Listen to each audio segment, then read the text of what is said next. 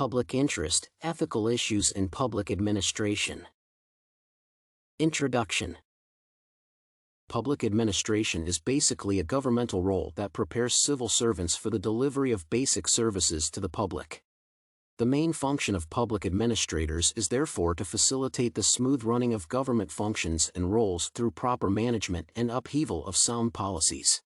Many researchers have had different interpretations of public administration, and a cross-section of them advance the theory that public administration essentially bridges the gap between politics and reality, while others note that public administration constitutes the management of public programs.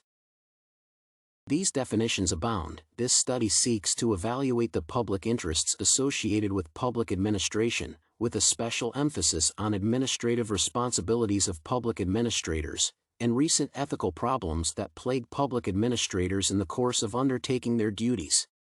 This study will later conclude by analyzing the recent trend of privatizing most government functions, and if such a practice poses any dilemmas in the upheaval of public interests. Public interest. Public interest is at the center of public administration, in the sense that public administrators are virtually entrusted with the provision of government services to the people. The public, therefore, expects a lot from public administrators, especially through the provision of basic services such as health, education, shelter, and so on. Extensively, public administrators are also mandated with the duty of responding to public concerns, in the form of disasters such as hurricanes, earthquakes, terrorism, accidents, and other man-made or natural disasters.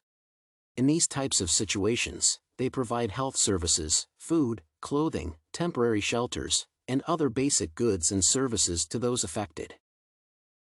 For example, in one of the worst natural disasters to hit America, Hurricane Katrina, public administration came into sharp focus because public administrators were supposed to remedy the situation by providing basic government services. Administrative responsibility. Researchers such as Larry Terry have identified that the role of public administrators is not an easy task. He equates their roles to that of a hero because most of the time, such officers are required to overlook their personal preferences for the good of the majority. Such can be evidenced in instances where public administrators have to role-play or act certain roles to resemble a villain. For instance, in a situation where a person goes through several government bureaucratic offices without having his or her matter addressed, it becomes imperative that a public administration officer has to play the role of a villain to address the person's concern. In further reference to the Hurricane Katrina situation, the official mandated body entrusted to respond swiftly to such disasters, FEMA, was slow in their response, and therefore public administrators had to come in and play the role of villains. Ethical problems confronting public administrators.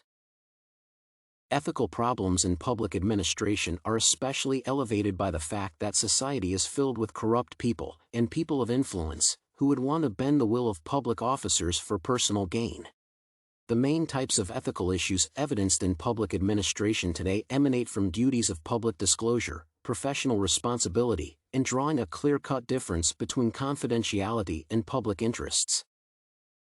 Another common ethical issue in public administration is evidenced with regard to finances, where many officers are normally faced with the ethical concern of engaging in market transactions for personal or institutional gain and at the expense of public gain. These ethical dilemmas are normally synonymous with many public administrators, but many researchers have proposed ways through which they can be checked.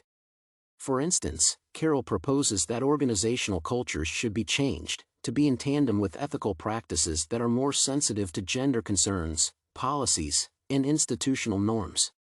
Such kind of recommendations ought to be factored into public administration to ensure high ethical conduct is upheld in the provision of public administration services. Privatization of government functions. Privatizing various government functions is not representative of public interests. This is because the government essentially carries out its functions with the interest of the people at heart, but private practice carries out business to make a profit. Moreover, privatization normally comes with the setting of high prices for the availability of simple goods and services. Governments, on the other hand, do not charge exorbitant prices to their citizens because they are not out to make profits. The privatization of government functions is therefore not a move that has public interests at heart. Conclusion. This study identifies a number of dynamics pertaining to public administration. Most importantly, the study identifies that public administration has the interest of the public at heart, and normally, the administrative responsibilities of public administrators are designed to fulfill the mandate of availing public services and goods to the people.